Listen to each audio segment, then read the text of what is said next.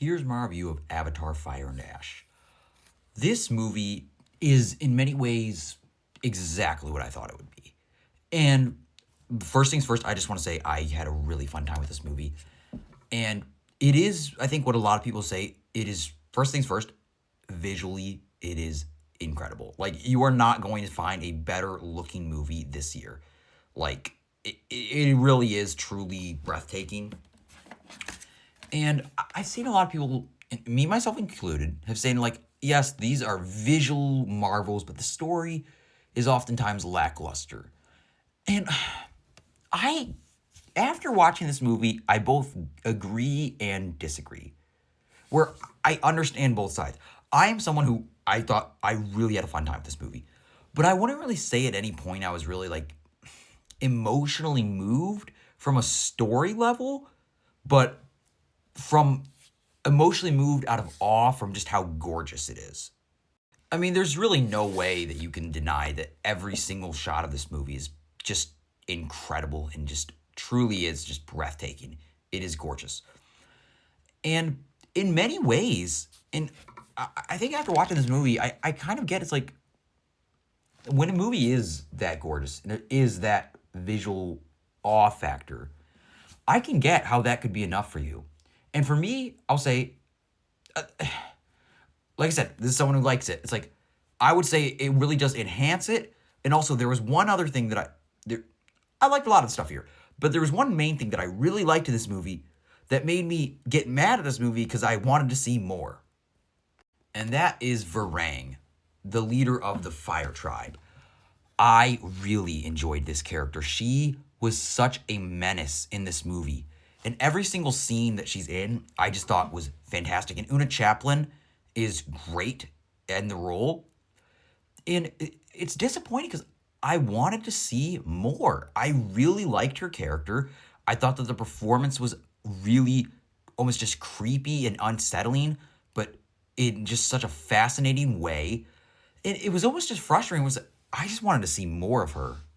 And there is a very fascinating relationship between Quaritch and Varang, where now that Quaritch is basically a Na'vi, and there's just this weird romantic relationship with them. And it's fascinating. Like I said, I think, and just because I think Una Chaplin is, and this character is so good, they're so, just interesting and also terrifying.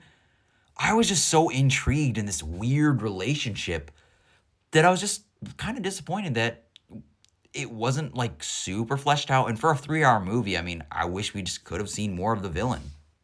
But one thing I think that these movies just do so well, though, is they have such a great sense of family. Like, from Spider connecting to whatever Sigourney Weaver's character is. That's one of the problems with these movies. I just don't find the characters particularly memorable. Kiri, Sigourney Weaver's character, and Spider learning how, eventually we find out the big part of this movie is Spider can breathe on Pandora without a mask, and then he's able to connect his hair with the other Pandora creatures, and that's really fascinating. And when it comes to Neytiri, Neytiri wants Jake to kill Spider, and there is this kind of sense of dread where it's at many points you do think, oh, maybe he will kill him. But to me, I don't really say I ever really felt it. I kind of just knew they weren't going to kill him. But so it didn't really feel as emotionally impactful.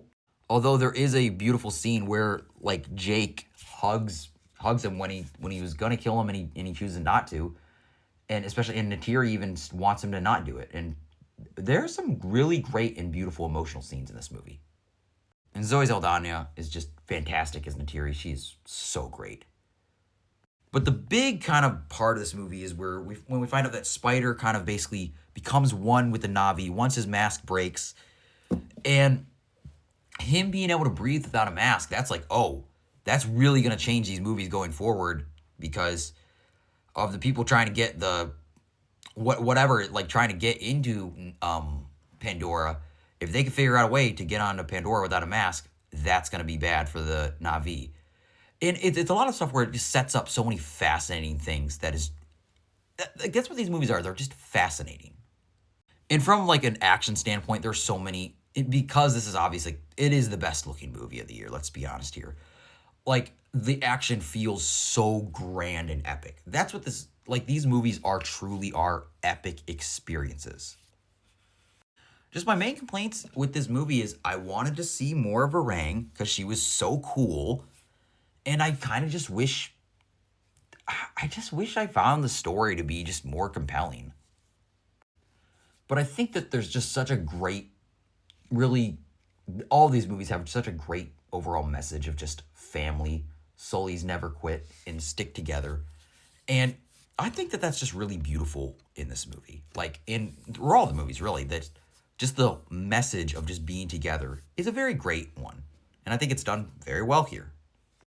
And that's just really I feel like that's the thing with these movies is, and it almost kind of shows that for a movie that's over 3 hours long, that my review is probably not even going to be 10 minutes because I just don't have that much to say about it. In many ways, it feels kind of repetitive. There's a lot of stuff with the whales, and there is a cool, really cool whale battle at the end that is just so much fun.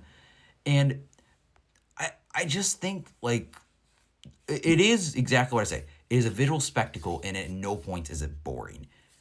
But there are some times where just the story isn't really compelling, and I think that there's times where they're gonna kill Spider, and then they just don't. It just feels like a weird fake out just to get emotion. Like I didn't really, and the thing is, even when they were about to kill Spider, I just wasn't really super interested. Like he was an interesting character, but the character himself is just like, meh. I really wouldn't care if he lived or died. It's just a weird situation, and that's what makes these movies so hard to talk about. Is should you see this movie? Like, if you want to be in visual awe, absolutely 100%. But outside of that, I still think that you are going to get a good story here and really great character moments. But I wouldn't really say there like the whole wow factor with this movie is just how gorgeous it is.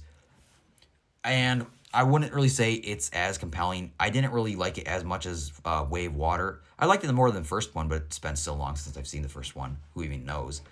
But it's a movie where I think overall, I'm kind of just yammering. But I really just want to say, overall, it was just a blast of a movie. It is wildly entertaining. I think, obviously, it's a visual spectacle. The action is incredible. But it's just, maybe just the characters just aren't super compelling. And that's really just the main thing here. And along with the story. But I will say that with this movie, I'm not gonna lie and act like I'm not excited to see the fourth one. I want to see more of these incredible visuals. I want to see this action spectacle. I want to see the setup that they did with Spider. And I think that this is a movie that you should definitely check out because it truly is a visual spectacle.